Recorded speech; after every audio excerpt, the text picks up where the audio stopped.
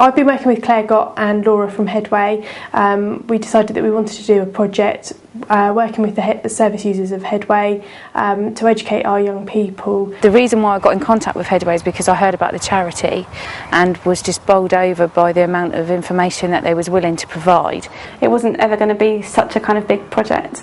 It was just going to be like a presentation, but we thought we could make it into something more. The criteria that I was really looking for is young people that's primarily been involved in violent crime, those that have been involved in substance misuse, and those who are obviously at risk because of their lifestyle. What we wanted to do is to educate them and prevent them from gaining a brain injury or giving it to somebody else. I spent a lot of time with our service users at Headway as well, working out with them what they wanted to get across to the young people, what they thought it was important that they understood. And then as a group we thought about how could we kind of mimic those difficulties, how could we make those young people kind of have some sort of an insight into what it would be like to kind of feel that frustration of not being able to do something that they could do before. We had a presentation from about 6 service users from Headway, which was brilliant. Having those service users there really made a big impact on the young people. They were very quiet throughout and they were obviously really listening to what they were saying.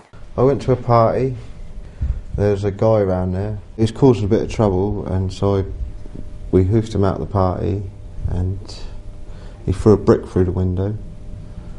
So I went out there to say what was going on. Yeah. He stuck a knife in my leg. It severed my femoral artery. I lost basically all my blood and all the oxygen to my brain.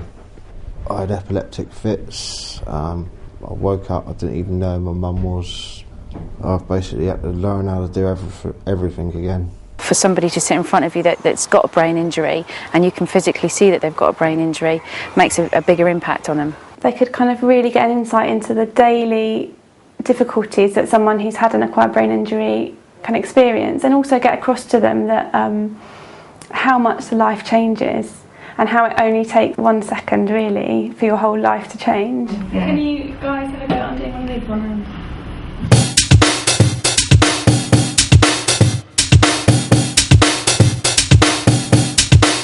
That's how I do it, and that's how if I have milk, you know the thing on the milk, I put it there, undo it, and then I can do it. Yeah. I do a lot in there, and in there